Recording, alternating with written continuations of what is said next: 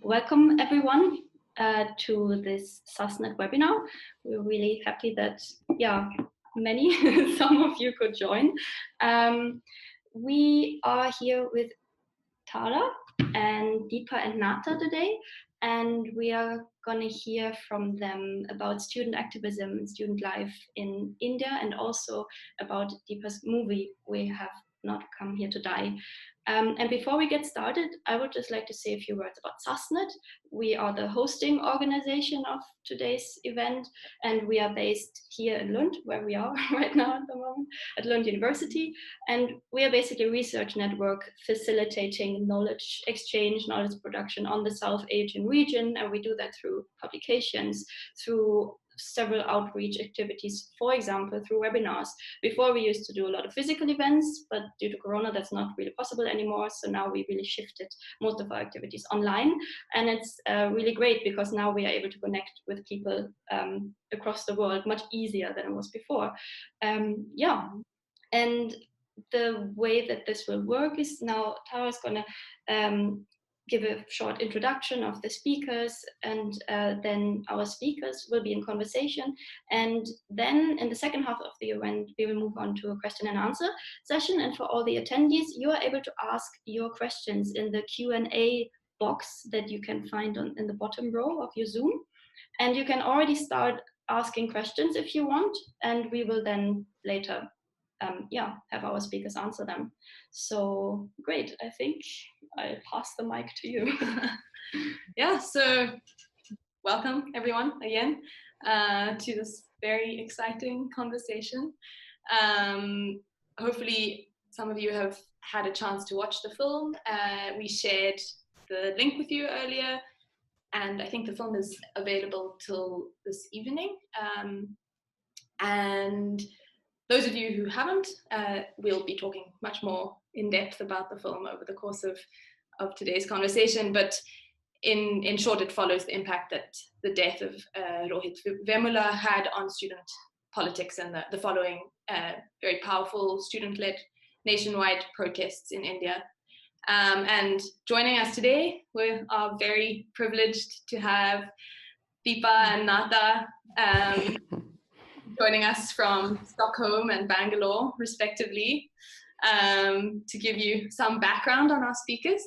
Deepa is an award-winning filmmaker. Her filmography covers a wide range of issues from gender and labor to caste and education and women's positions in Indian society.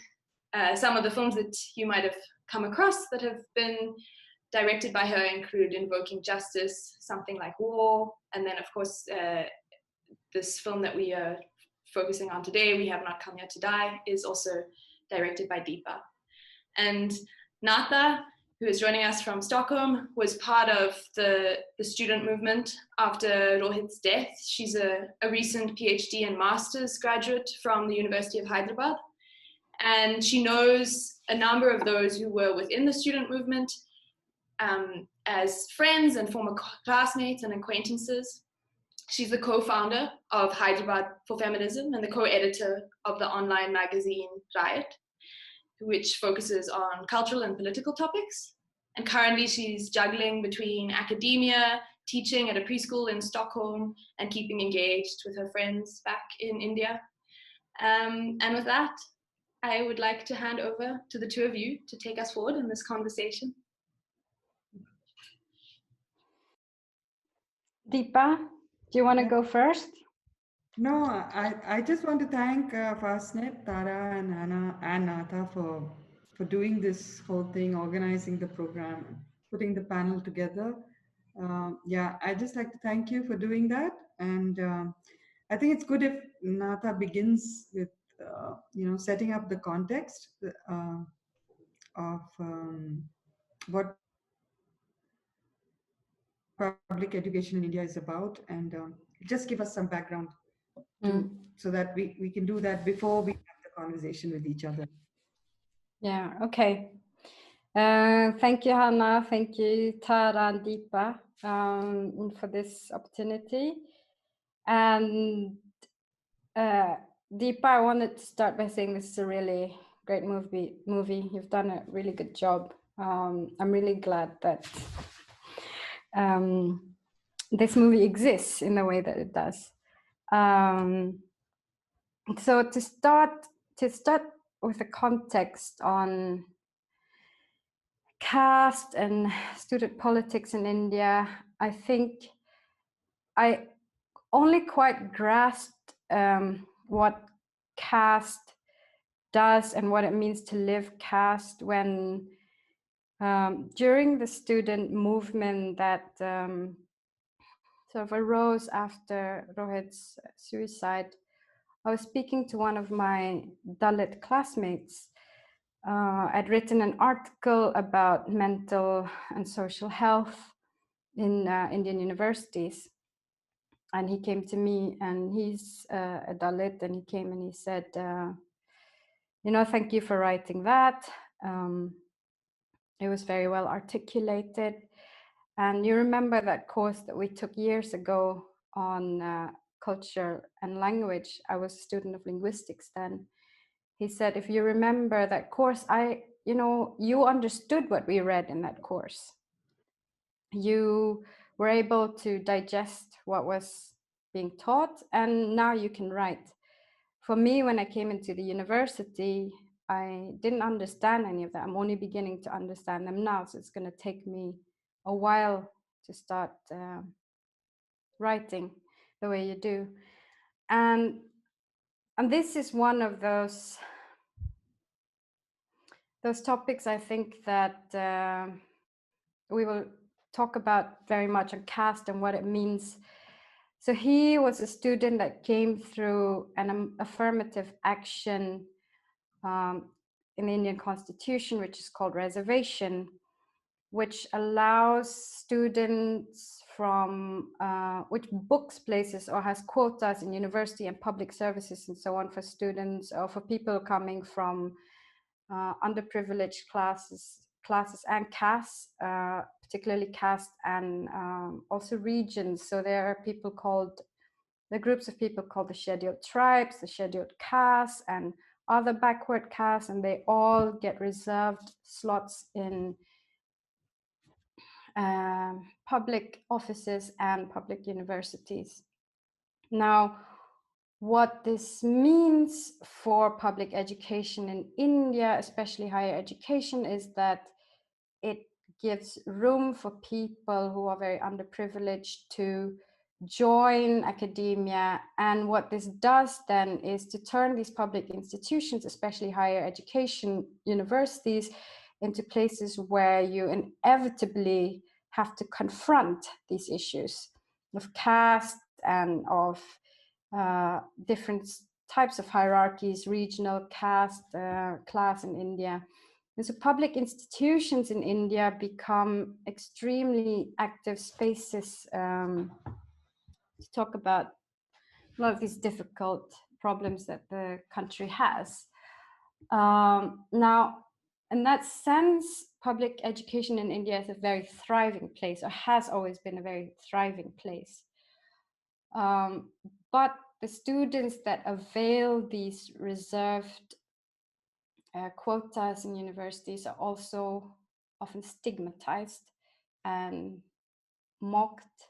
So they're seen as people who are not always deserving of these positions in the university.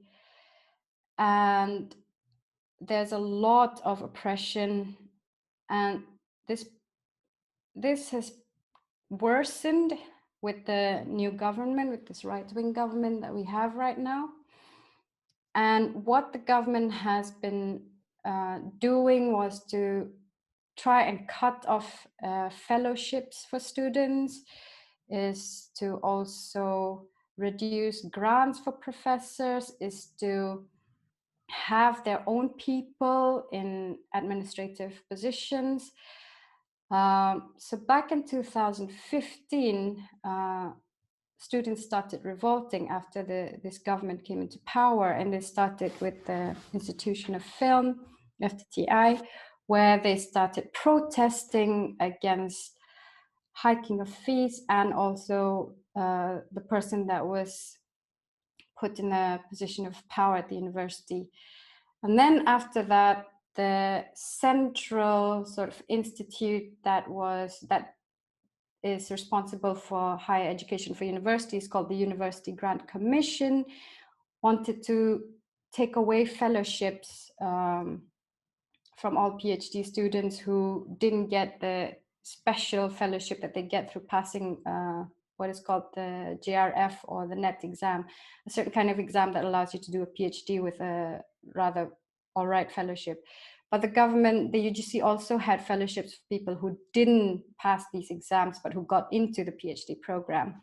And the UGC, the University Grant Commission at that point, was also trying to take away this fellowship. So there was already an ongoing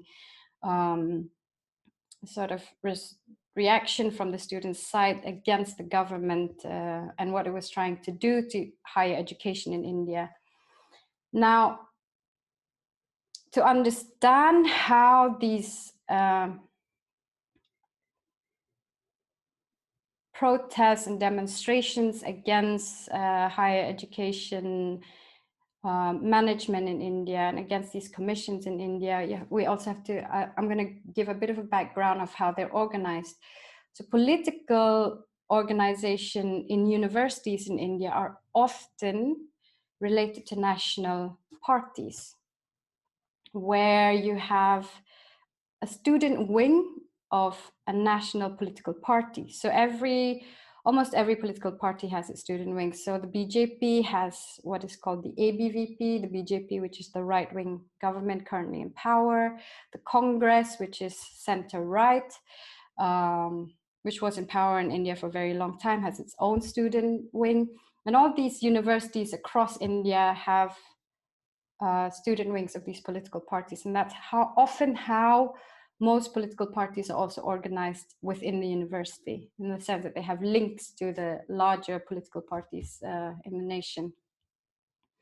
On top of that, most vice chancellors in India are instated politically and through loyalty to certain powerful political families and groups. So that's a sort of laying out the landscape of the beginnings of this political response or political protest against the current government. It started not only with Rohith Vemula, but it sort of took another turn with Rohith Vemula's suicide. And that's also the landscape of political activism within universities that I've just laid out. I hope it's not too unclear. So when Rohith Vemula committed suicide, the thing that turned it into such a big movement within the country was because the central government actually forced the university to punish Rohith Vemula and his friends. So that's a very, let's say, a very concise sort of background and landscape of political activism within universities in India that I'm trying to lay out, and how different national level politics can affect student politics in the country.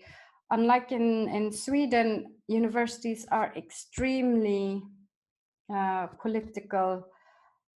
They steer a lot of the conversations within the country. Oftentimes, of course, a lot of students focus on, hiking of fees or infrastructure within the university or fellowships. But with the current government, what also happened in the case of, Rohith Vemula was that these student political organizations also get engaged with the larger political discussion that's happening in the country. And the film that Rohith Vemula and his friends that they tried to screen in the university, which other universities tried to screen and then were attacked, was on communal violence in India. So in some ways, these political parties within universities in India also engage with larger national politics by screening movies, by having discussions on capital punishment, on what is wrong in the country in general. And I think at the time when the BJP took over, students were perhaps one of the strongest voices against the right-wing government. And the right-wing government was very afraid. I mean, students became some sort of dangerous elements for this government. And so they clamped down also very, very hard on students. Deepa, would you like to continue from there? Is that clear enough? Yeah, it's yeah. Thank you, Natha. I think as Natha laid out, the kind of political space that exists in Indian universities. So apart from the student wings of political parties that that follow a kind of party mandate as set out by the party itself as to what kind of national issues they want their student wings to take up, right? So, and that is one part of it. The other thing is that what to get into what happened with Rohith Vemula's suicide is that one student organization, the Ambedkar Student Association that he belonged to, in fact, was completely unique in India because it was an organization that was created on Ambedkarite principles. And just to share that Dr. B.R. Ambedkar was himself from untouchable caste, Dalit community. He was the chairman of the Constitutional Drafting Committee in India. He was, and because of his input, that he insisted that historically marginalized communities, whether it is based on caste or on, say, ethnicity, like tribal communities, what we call Adivasis, that because of that historical marginalization, we have to have certain provisions built into the constitution. One of the things was the abolition, actually, of untouchability. And as reparation, what was also guaranteed in the constitution was the what Natha mentioned earlier, the reserved seats or the quota system for students to enter these institutions. So Ambedkar Students Association was created. I mean, it's almost 20 years old. It was created by students from Dalit communities. And just to share that Dalit is a word with which students from depressed castes prefer to self-identify with, because Dalit is a political category. It's not just a sociological category. It's a political category that has come out of protest, actually. So I will continue to use this word Dalit, which is more.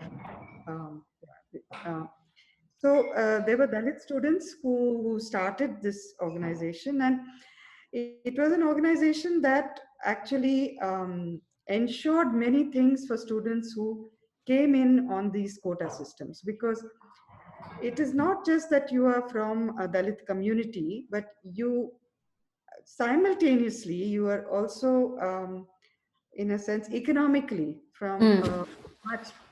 You may be from a rural background, an agrarian background. You may be the first generation learner in your family, the first child to actually complete high school, leave alone an MA and then make a PhD program. I mean, it's absolutely heroic, the struggle that's involved to get there, right? So ASA, or Ambedkar Students Association, felt they needed a group, an association that was not linked to a party. Yeah. Work they would work on political issues that they felt important. And one of the big things actually that they did feel was very important to address was the rise of this kind of right-wing politics, that not only marginalized minorities, whether it's Muslims or Christians, but it was this kind of hyper nationalist, Yes. Hindu supremacist kind of ideology.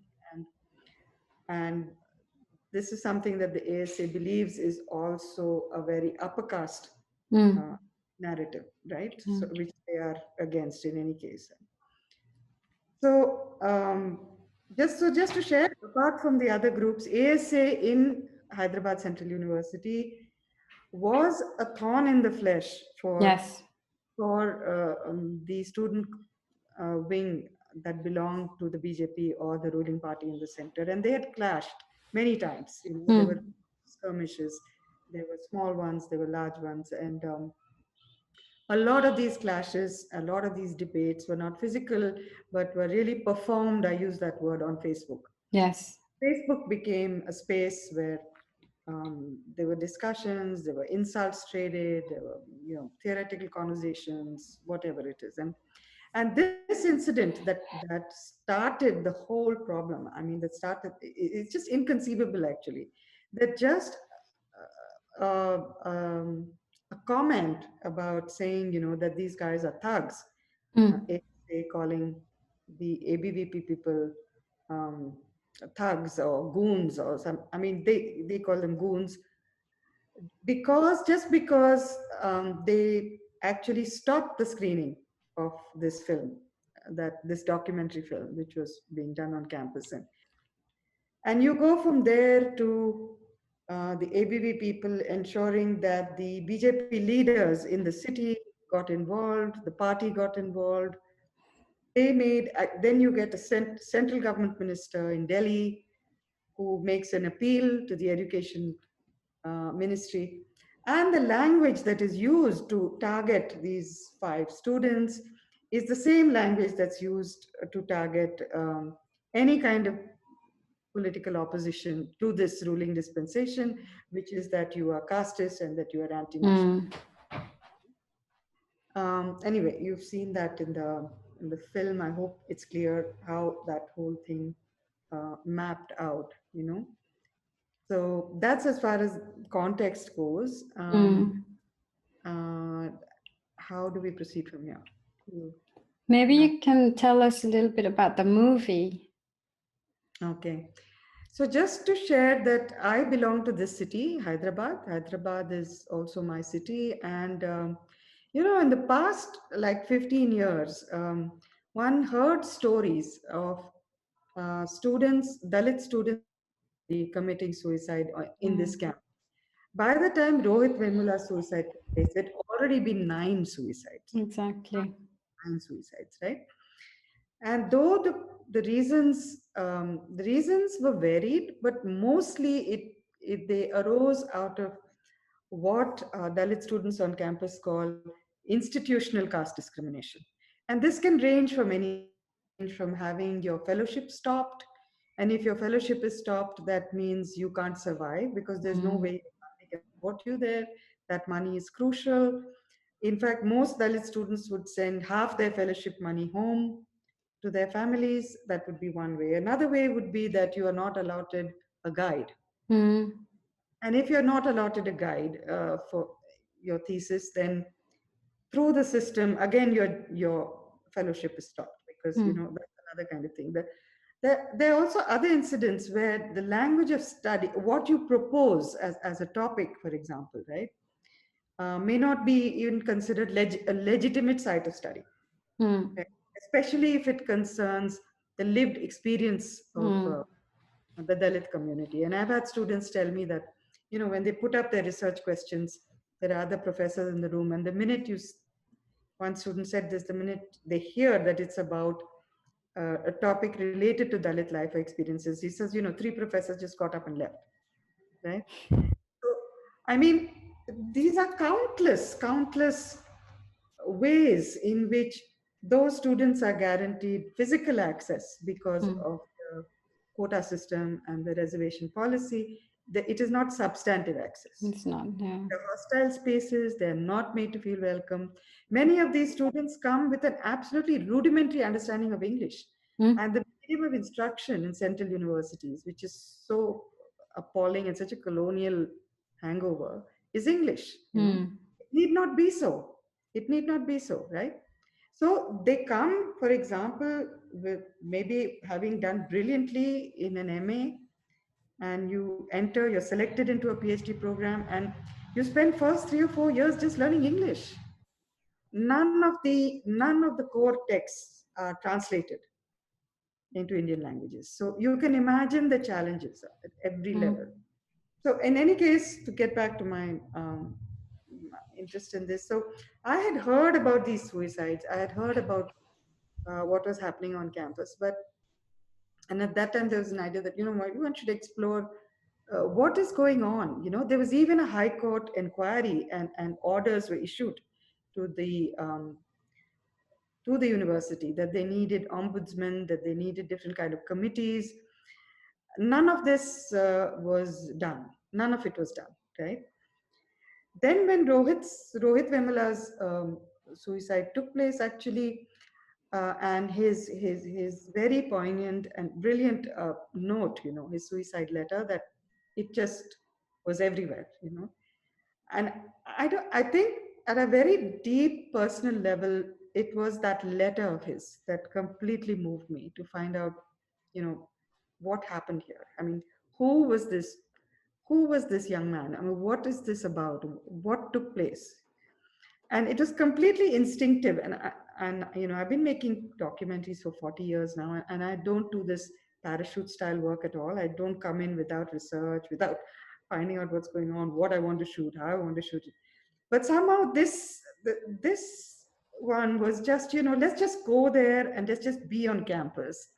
Let's see what's going on. And the campus then was, people were pouring in. I mean, you had students from all over the country who were just coming in there just to be there, maybe share a few words. There were, of course, there were women's groups who were there. There were human rights lawyers who would turn up. There were poets, writers.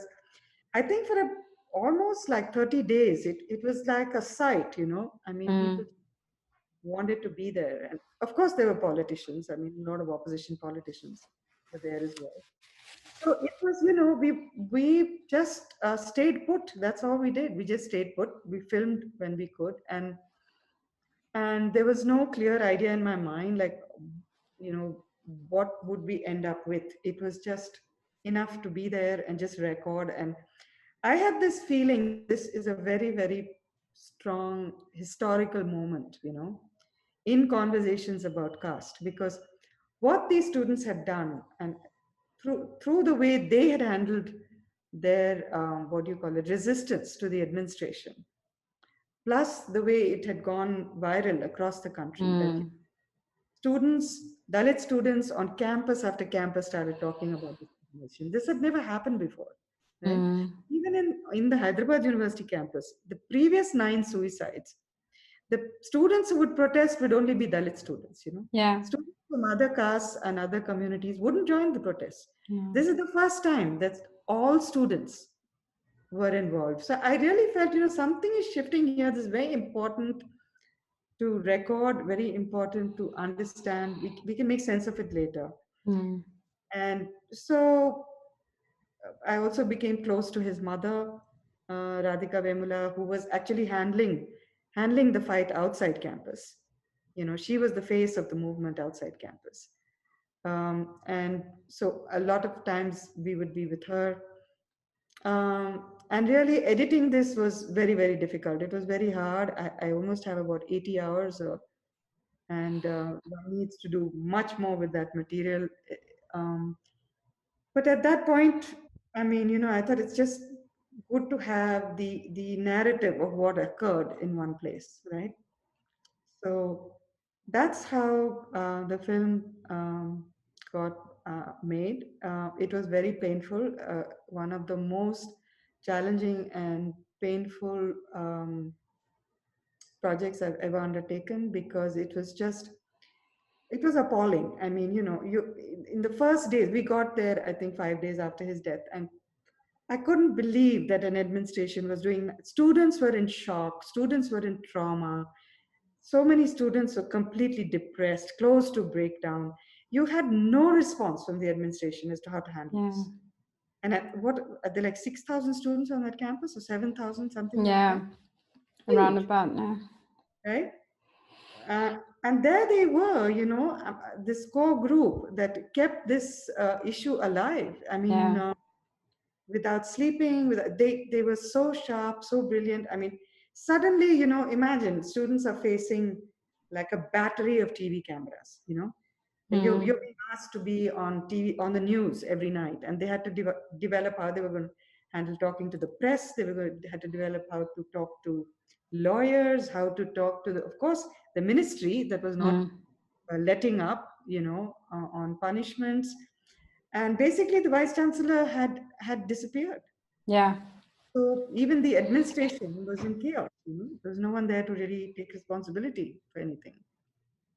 So yeah, so just being with these students, observing this going down, and I thought, what is it? Why are we so harsh with young people? And I looked at how it was being managed by all these institutions, and of course the counter narratives that started at once, immediately, because these three people had been named in this non-bailable offense, actually. So the manipulation, the lies, the all that going down as well. So, and what is to me fascinating is it's this group of students that the first day we have two how would you what would you say, lower house and higher house of parliament. So you have state level assembly, and then you have the central the whatever the Lok Sabha we call it, the higher house. And the day that both these houses of parliament met, that there was no other conversation except the Rohith Vemula issue for 3 days non-stop. And I really felt that, though justice in the way we know it, had not been served and students paid a tremendous price, but they did manage, in a sense, to galvanize this conversation on caste and on institutional discrimination in both houses of parliament. So, so I think it was a completely historic political moment in the country, Yeah. Definitely. I remember, I mean, I actually had one professor tell me, if these Dalit students want to keep committing suicide, what can we do? I've heard things being said like that. And I know that this is a very hostile place. The university is actually a very hostile space for people from marginalized communities.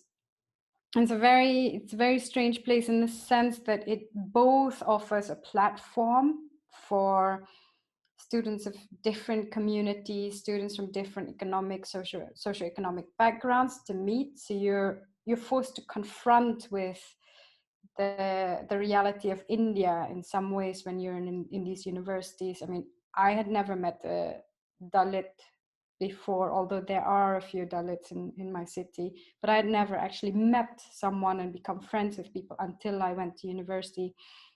Neither had I had like Brahmin friends before I went to university. So they are places on the one hand where you're forced to meet different sections of India, but at the same time they're sites of so much aggression. And the administration is very good at stonewalling.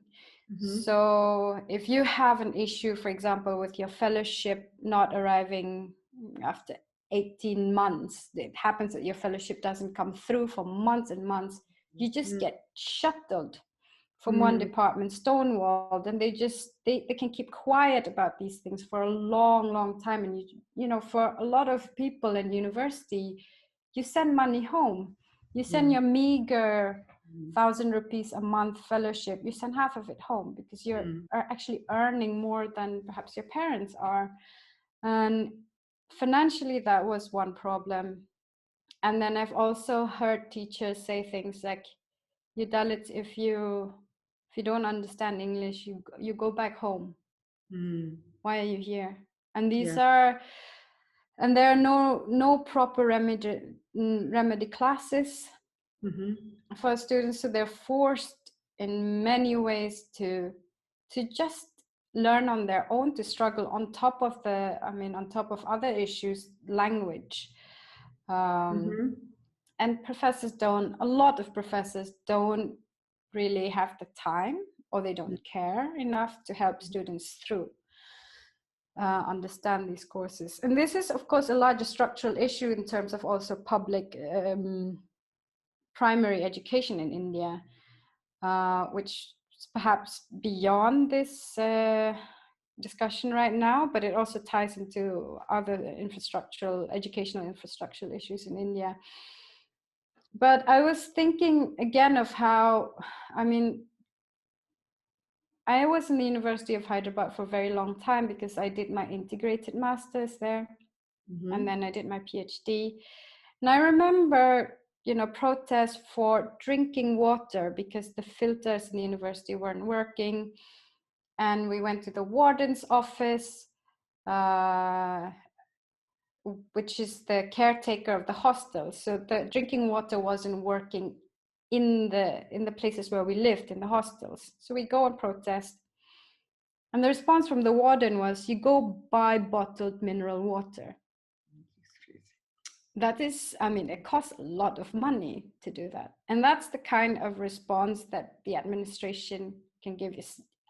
If you're lucky, you will have someone sympathetic, but it really boils down to the benevolence of whoever is in power. And I think these kinds of problems, these kinds of the combination of language, infrastructure, just general basic necessities, your bathrooms are not working, you're not allowed into the classroom. If you are, there's a lot of aggression towards students who don't understand English. It's not like professors speak great English themselves, but it's like they will still feel like they have the power to make you feel ashamed of your inability to speak English. So there's all of these issues that can be so stigmatizing, and also can force a student into a position where they don't know how to go on, how to fight, and drive them into desperation. And then, of course, in Rohit's case, it was full-on aggression because they were politically involved. And that's also another sort of narrative that you have now in India, even during the protests after Rohith Vemula's suicide. There were lots of professors who were angry because you're supposed to be here only for your academic interests. You're supposed to just quietly study and not talk about any of these things. And so this is, a good student is a student who just puts their heads down and tries. And this is also very, very much, I think, a casteist attitude, in the sense of, you do whatever you're born into well, and that's how you get your next life reward or punishment.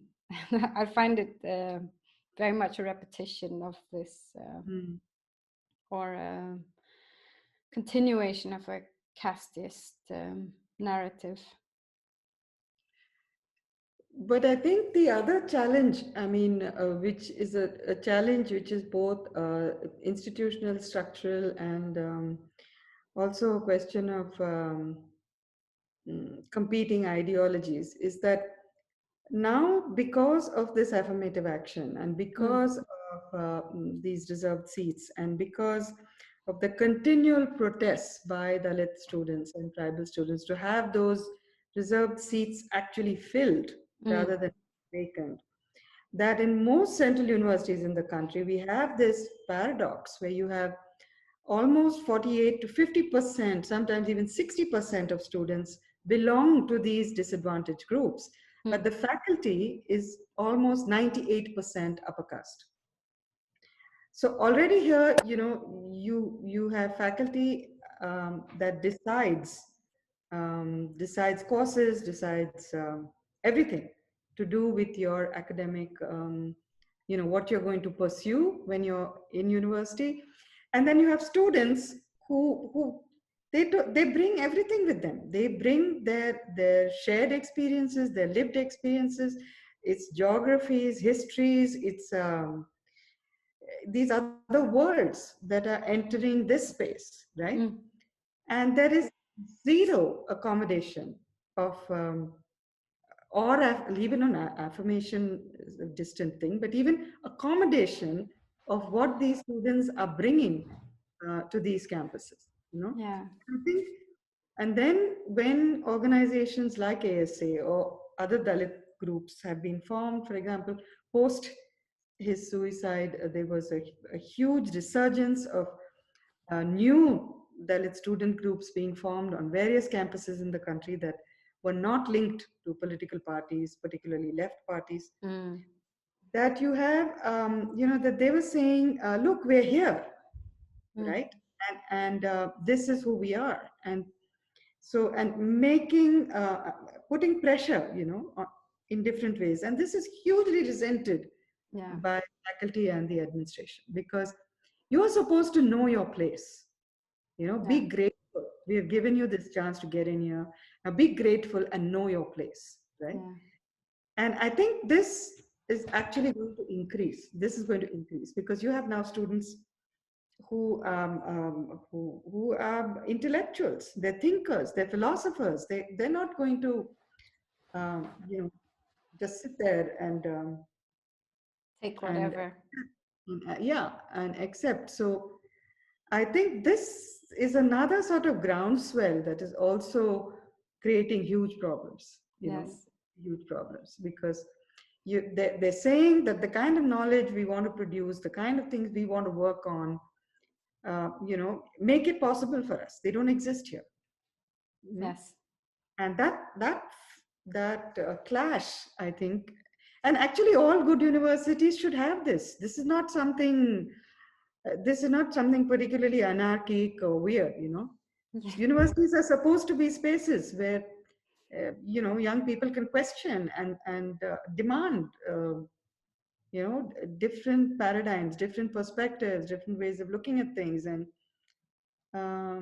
so that is also a problem. And I think now, and the other thing that's of course changed everything is the internet, because you can't now exclude students from looking for stuff that they want to, though it's, as we all know, the internet is a weird place, but still, right? And I had during the Rohit movement, actually, I used to be amazed at how smart kids were, students, that bad, students were. In how they used WhatsApp, they used Facebook.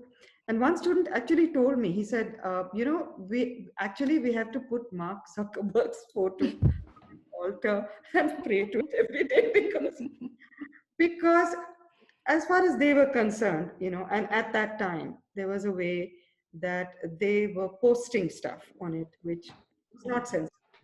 And, and they could handle the trolls. I mean, they had figured out how to handle the trolls, figured out this space, So whether it was a meeting that had to be organized or protest had to be organized, I mean, everybody was doing it through this digital internet and, Facebook, other things like this. And so it was astonishing that, literally 24 hours after his death, you had the largest student march in Delhi. Thousands of students got out there, and that's like, instantaneous. And this was also something that, for example, the administration, whether it was the police, all these other agencies were really, they just didn't know how to respond. They were just so slow off the mark, And I think the way they responded, which was I mean, I think all of us were shocked at the way they responded, because they responded with violence. Yeah. I mean, That's the only thing they know how to do. Yeah.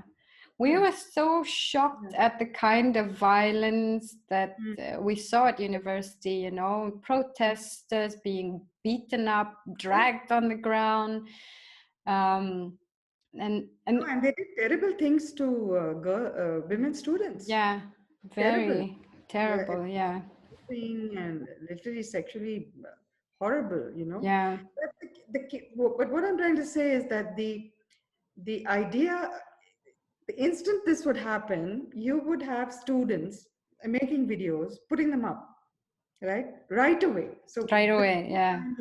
At all, posting all the time, right?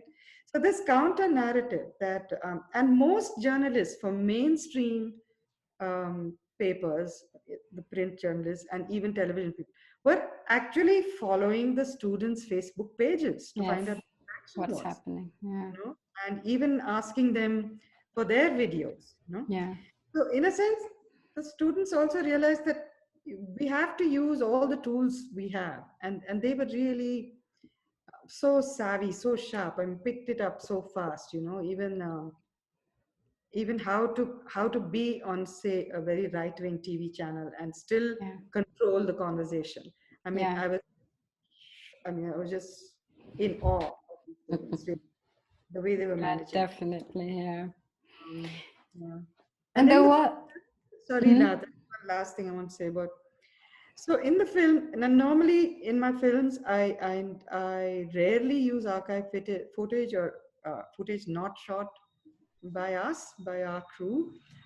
But you know, in this whole project, I felt that, like with the students or other groups who were shooting not for completed films, but in this kind of, you know, citizen journalist kind of way, that I felt, you know, that I wanted to be, in a sense, a part of that kind of, you know, it's not just about the author, filmmaker making film.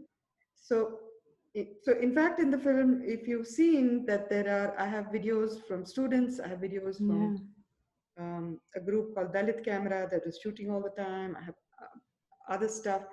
So more or less, in a sense, to show the kind of energy and the, you know, the energy and the people who were contributing to this visual storytelling that was taking place in real time. You know. Yeah. Sorry, Natha, you were. No.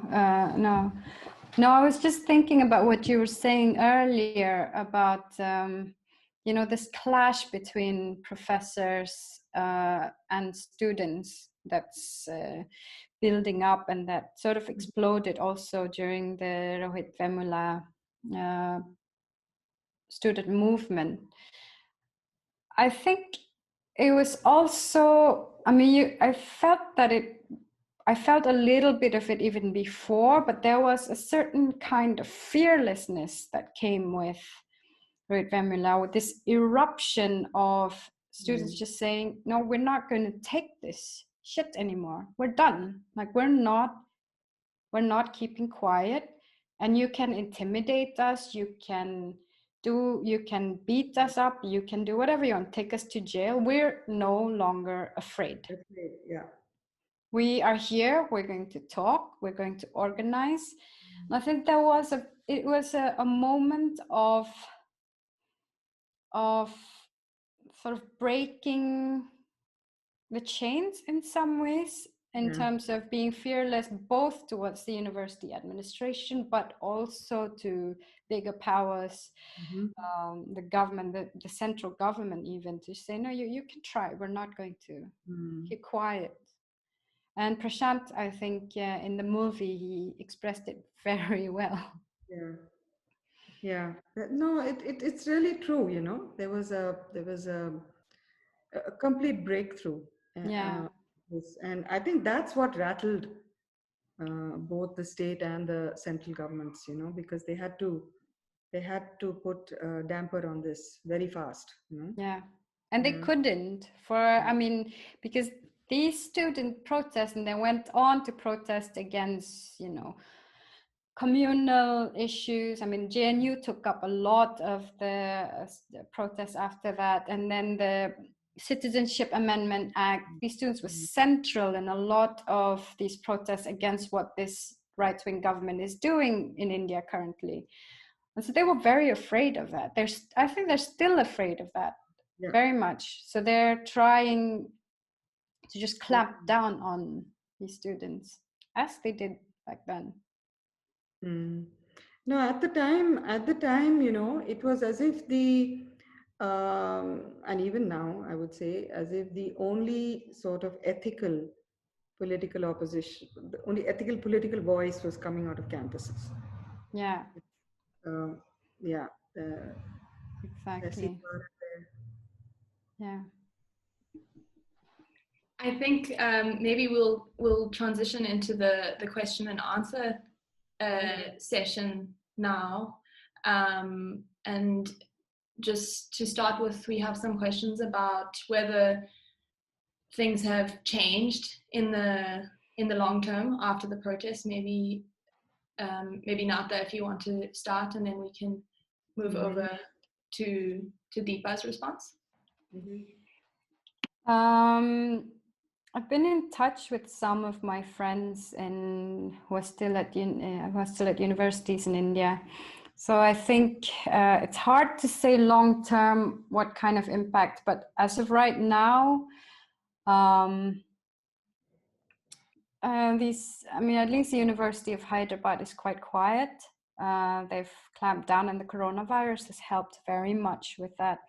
So up until the Citizenship Amendment Act protests, let me give a background on the Citizenship Amendment Act. At the end of 2019, the government of India passed an act where refugees from different countries can become citizens of India. I think it's retroactive also, right? It goes back to people who came in from all the way from the 70s. They can become citizens of India, except for Muslims. So Muslim refugees cannot become citizens of India. Now, there's been a huge uproar from all over the country against this, that this is not secular. And these protests, these students who were part of the Rohith Vemula movement, and then also, other movements after that against communalism in India and so on, they were very much central to resisting the central government and the Citizenship Amendment Act.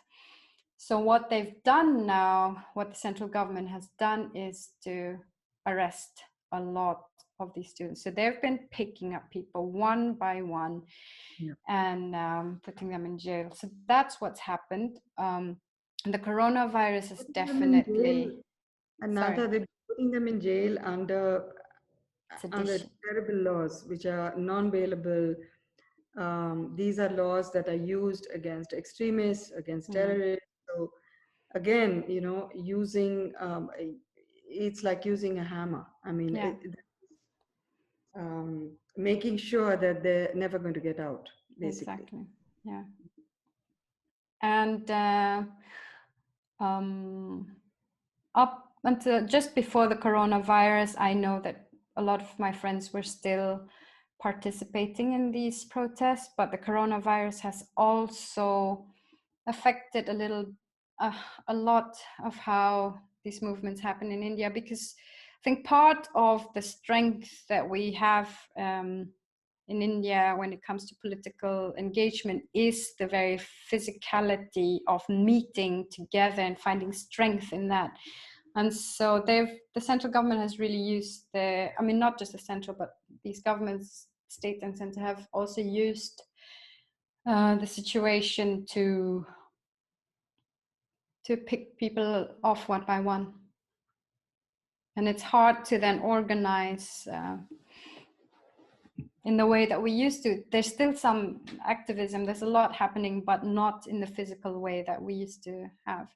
It was when we were protesting the Rohith Vemula protest, we weren't really afraid. We were very shaken sometimes, you know, when the police came and attacked us, or when they closed the gates down and you couldn't enter or leave the university. We were shaken, but we weren't afraid because we were together. We had each other, and it was a huge group of people that had each other. But now we're all dispersed. And the ones in India, they're under lockdown or they can't leave their homes and so on. So that's also affected the movement a lot. It's hard to say what's going to happen after this. Yeah. But in another sense, if you look structurally and institutionally, that there are a lot of, especially in social sciences, disciplines that have been shut down. Money has been stopped for programs that would encourage critical thinking, for example. They used to be the centers for social exclusion. These were centers set up basically to study, if you like, Dalit lives and other dispossessed and marginal groups. Those have been shut down. And at the same time, you have the introduction of very strange courses that have, particularly in science, they've introduced very peculiar courses, on linking science to ancient Indian history, like Vedic sciences and stuff like that. So there is a churning happening. We just had the new education policy that just come out, and again, the two broad things that seem to be there is that curtailing the autonomy of these institutions, their independence, because definitely this government sees campuses as spaces of, like politically threatening. And there has to be, so the kind of freedom that was permitted in earlier, and the kind of research that was not allowed, but even encouraged, for example, the writing that was encouraged, the debates, that kind of culture is definitely being not only discouraged, shut down. A lot of professors who have these kind of ideas, or they're not either being suspended or replaced. If they have funding for certain projects, that's not being encouraged. So they're using a lot of tools, different kinds of tools, to convert universities into more, if you like, obedient, a way that can be controlled much easier. This is happening, and of course, in the middle of all these changes that are happening, what is very clear is that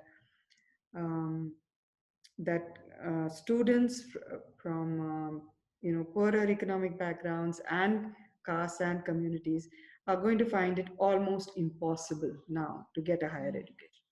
So without touching a politically sensitive hot potato, without saying we will have no more reservations or quotas, you do things structurally to make sure that these students can never get in. It's another way of keeping them out. Yeah. Deepa, there is a question about your use of the word performance when describing the clashes between the Dalit students and their counterparts. Someone asked if you could maybe elaborate a little bit on that. I used it in context of Facebook. Okay. Yeah. No, I think what I meant is because when I started making the film, and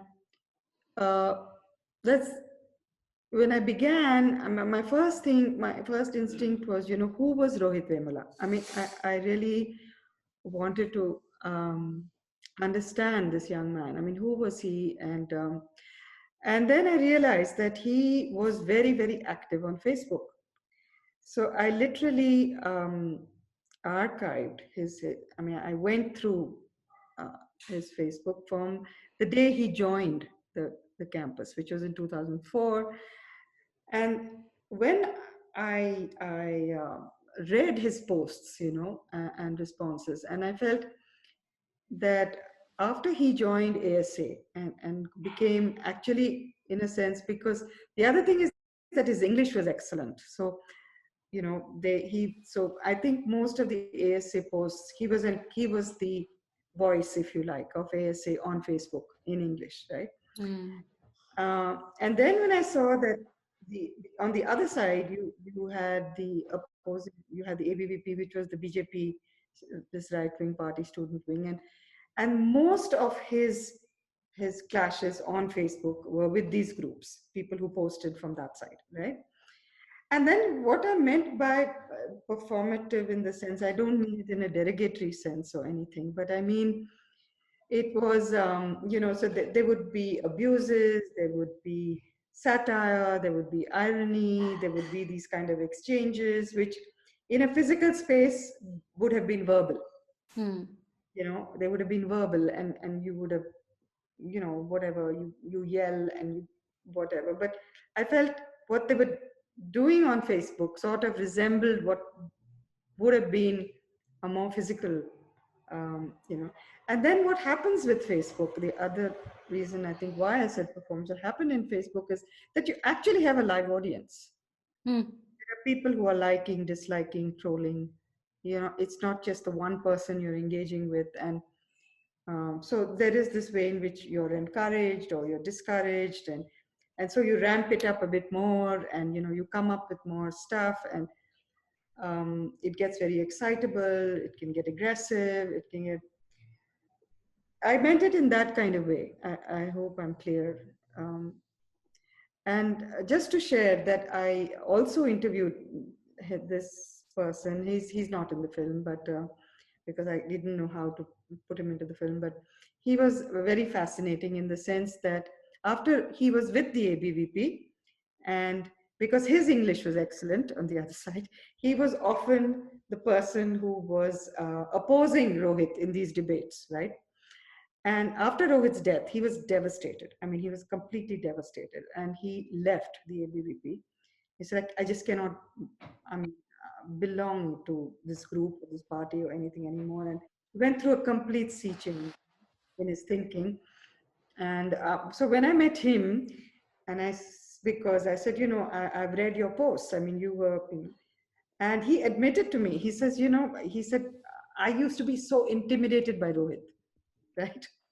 I didn't know how to answer this guy. I mean, half the time I was just getting bashed up, on Facebook. I couldn't come up with. And then he met him on a cricket field because they both played cricket. And he said, and I was dying to meet him, have an exchange that was physical, real time physical. And they played cricket, and Rohit was an excellent cricket player and demolished this guy even in cricket. So he said, he said, Rohit just finished me off. There's no space where I felt I could be. So I meant it in that sense. Right? Maybe here we can take two questions. The first question would be directed at you, Deepa, and then the second one directed at you, Natha. So the first question towards you, Deepa, talking about the craft of editing and how you managed to cut down from 80 hours of footage to what we have today, which is an incredibly beautiful, poignant capturing of this story. And then just in the interest of time, Natha, I'll also just ask you a question as well. How do you think that your individual identity might have helped or hindered your understanding of and participation in the student movement after Rohit's death? And maybe Deepa, you could go first, seeing as it follows on from what you were talking about, collecting all the information on Facebook. I think this edit was a horror show. It was a nightmare. I mean, it was just we had so many versions. We spent months and months doing it. And I always had this saying, that at some point you never finish a film, you just abandon it because it's too much. You can do so many iterations, right? And the thing is, I think the first, finally, what we came to was that, let's do something that sort of tells the story, puts everything together in one place. But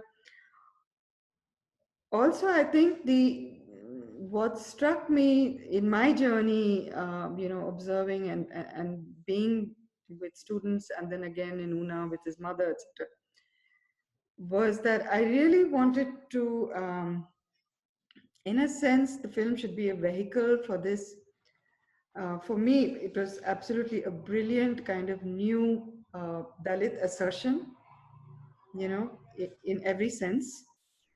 So these were the two impulses. One is that you have to make some sort of narrative chronological sense of what happened, but the guiding text through the whole thing is much more really the kind of brilliant theorization that students, his mother, everybody was doing about not only where they were located, but the battles they were fighting, And I think, so for me, the film was these two things.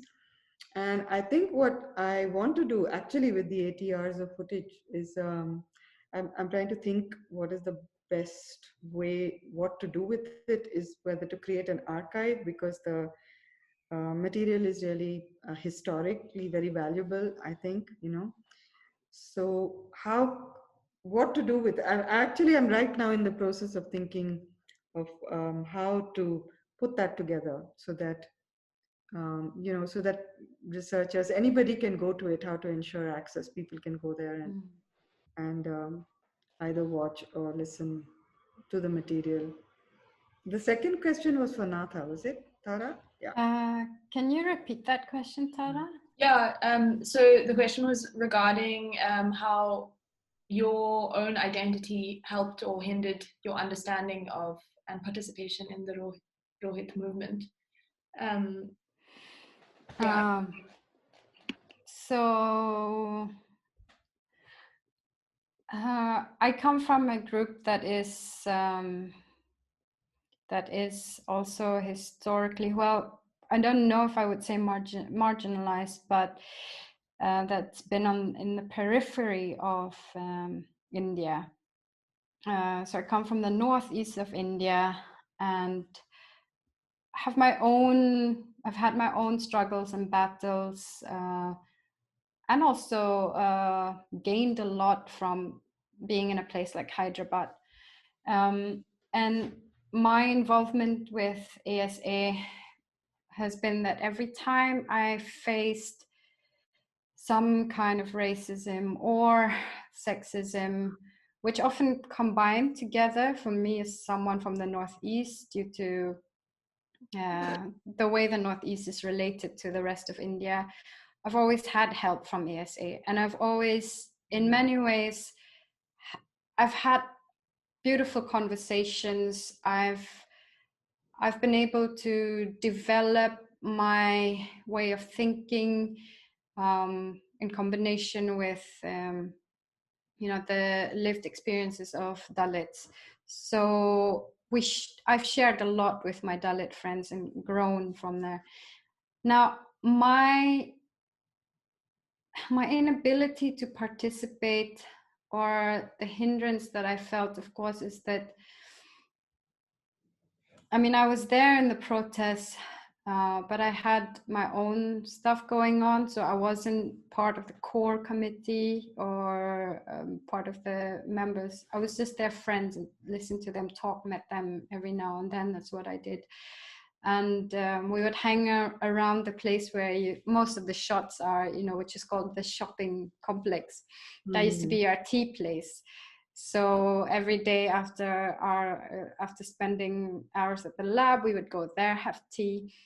And so that was our place to socialize and help each other theorize and have intellectual discussions, but also just fun. So I would go there and meet these people whenever I was at the university and engage with them in whatever ways I can. But I was also spending time with friends at their homes and talking with them. I wasn't able to be part of it, not so much of my identity, but of other circumstances that didn't allow me to participate. I wouldn't say my identity in any way hindered it. I think I don't like to think, I mean, identity politics is always a little bit messy for me, and I don't like to go too much into it, not because I have particularly anything against it, because I don't understand it very well. And I think this idea of, you know, support or of forming an alliance is a very tricky thing, and when it happens, it happens. And for me, it happened not because of my identity per se, but because I was able to connect my lived experiences to the lived experiences of Dalits in some ways. I was much more privileged in terms of my language and some cultural capital, but economically I was able to share a lot with them, the experiences, and then the racism and exclusion from in other ways I was able to share a lot with them. So I was part of the movement. It helped me be part of the movement. It's a bit tricky to say that my identity would in any way help me empathize. I don't want to go to think that way, but yeah, I don't know if that answers the question. Yeah, I think it does. But also to say that I think this protest was unique in that it was so inclusive. Yeah. I think if you turned up, if you turned up and you were there, that's all that it mattered, really. Yeah. You know, and just to share that, you know, the first time when we went, also, obviously, I mean, students don't know who you are. I mean, you know, you're running around with a camera, and they're polite, you know, because both of us have gray hair, and you know, these uncle auntie running around with cameras. Who are these people? And then it takes time, you know, and then they get to know you, and then you turn up. You're there at every protest, you're there at every meeting, you're there at whatever. And so I think the way, if not alliances, but just standing in some sort of solidarity, you know. Yeah. And there was a tremendous generosity. Oh yeah. Accepted in that, yeah. you know. Yeah. And I feel that the you know, the though it was so painful, that the 2 years filming and the material, getting to know students, being with students, understanding what's going on, and yet what I value the most from this experience is the incredible friendships I made. Yeah. You know, and that was just because, you know, you were hanging out, you were there, and whether at the locked gate, or when the students were getting beaten, or when you were whatever, everybody was, in a sense, experiencing that moment, right? Together. Yes. And I think actually some really wonderful things happened during that protest, because that protest wasn't all like, you know, just talking against the administration. So they had these series of talks, and they called in students from all kinds of disciplines, from all you know, sections of society, to talk about whatever they felt like talking. So we had these brilliant, almost lecture series that were done by students. And this was part of the protest. And then you had so much art, so much art performances. You had, I mean, it was a really, really mixed bag in the ways of protest. It wasn't just like demonstrating. It was really, you could, in every way you could protest. And we talked about it. We had intellectual discussions. We talked about science. We talked about, So in that sense, while it was very much about caste, it also was inclusive of so many different areas of being in the university. Just in the interest so that we can get through a few more of these questions before we end. So we have one more question about how India is one of the largest sources of international students to European universities, and what can European universities potentially, or international universities more broadly, do to raise this issue of caste and the tension of caste. And just to contextualize this question, I think they're talking specifically about how a number of upper caste students may go abroad and feel that their sort of accumulation of capital is legitimized in an international space, and then that is then brought back into India and sort of perpetuates this caste privilege. And then one more question about how whether you see any parallels between the protests in India and more global protests like Black Lives Matter. And yeah, I think those will probably be the last two questions that we can have just from a time perspective. Natha, you want to talk about universities abroad? I'm clueless. Except one thing to say is that in the US, after his death, I just want to point this out, that after Rohith Vemula's death, that, you know, in the US, I think in at least 15 universities, there were meetings, there were discussions, there were groups actually talking about caste, there were protests, and I remember videos and photographs with Ambedkar in sort of in Times Square, you know, students marching, slogans in Indian languages, which are normally you would hear around, you know, the Jai Bhim slogan, things like this. There were letters that were sent to the administration that were also written by students. So I don't know about Europe, but I know that in the US, there are Ambedkarite groups. There are groups that have come together around questions of caste. In California, there was the whole textbook case where caste was included in the school curriculum, and you had Hindu right-wing groups that actually went to court saying, you know, we should take that out of the textbooks. And there were campuses there that actually dealt with that. So those campuses, there seems to be already an understanding because of certain Indian students who have gone and started these groups. But Europe, so Natha, this is Natha and Tara, both of you should actually be telling us about that one. I mean, I think for me, sometimes, you know, when I read people like Spivak or Homi Bhabha, I get very confused because, or like a lot of these big Indian post-colonialist and subaltern studies in particular, I think oftentimes I see them as powerful as, or maybe even more powerful than some of the, you know, white first world professors that I meet. And I think oftentimes there is a tendency to not talk about this, that there are people from India, when they leave, I'm sure they experience certain things in the first world where they are oppressed and so on, but they oftentimes don't talk about their own privileges. And I think that is definitely a problem that we need that maybe Western academia can start talking about.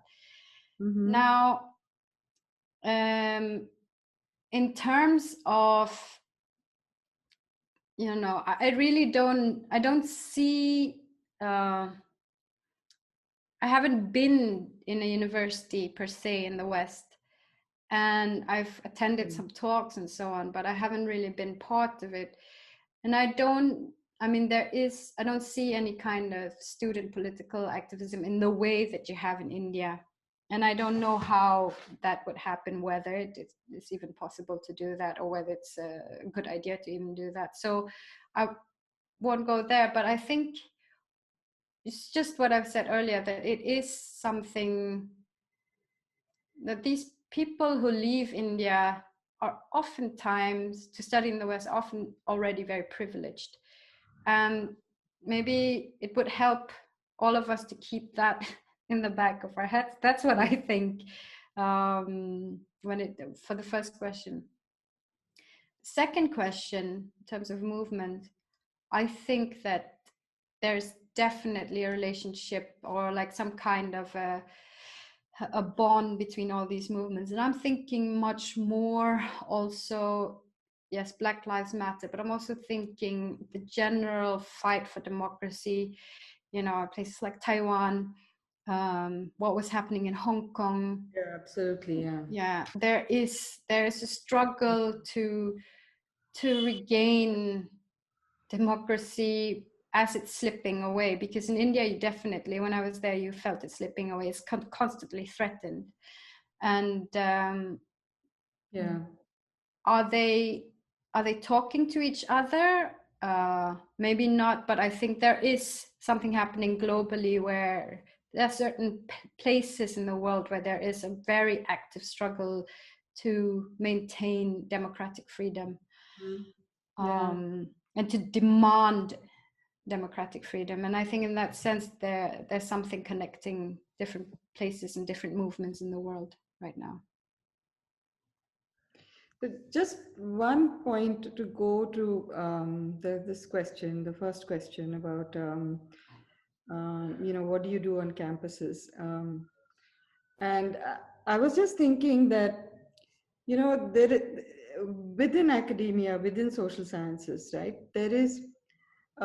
there are certain Indian scholars also that have done a lot of work, for example, on slavery, okay? Yeah. Colonial and slavery, for example. A lot of work, particularly looking at British Empire and its relationship to India. And I'm just looking at it in the discipline of history. And there is a way in which, I'm not talking about movements and stuff now. I'm talking about legitimizing certain sites of study, And if we're going to, I think the best way to do it is to do something like Dalit studies, It's to create a social science site where, like you have Black studies, or you have studies and studies on whiteness, you have studies on, right?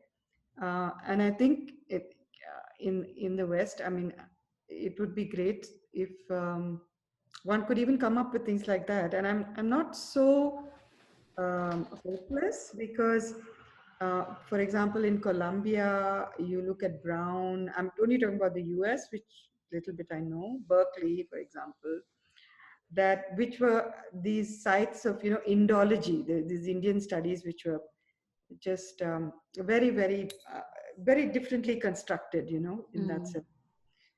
And I can see the infiltration a little bit, these places being actually stirred up.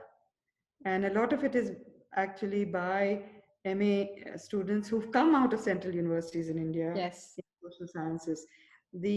Of course, the Indian students who come out of IIT and scientific streams are just, we can forget about them, because they are the classical.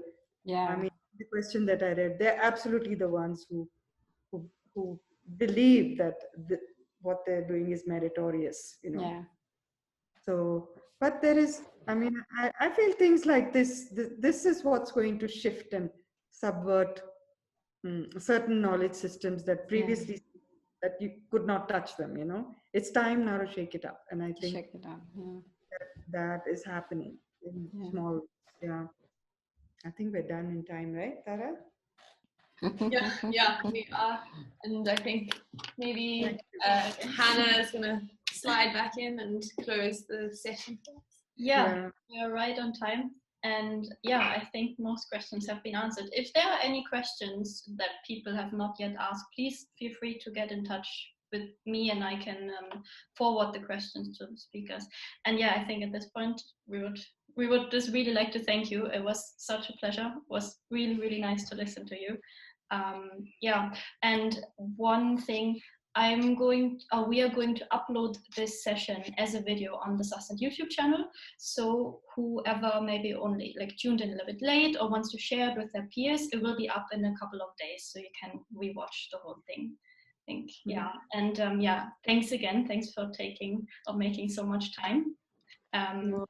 No worries. Yeah. And Thank you. Yeah, thank you. Thank you for organizing this. Exactly.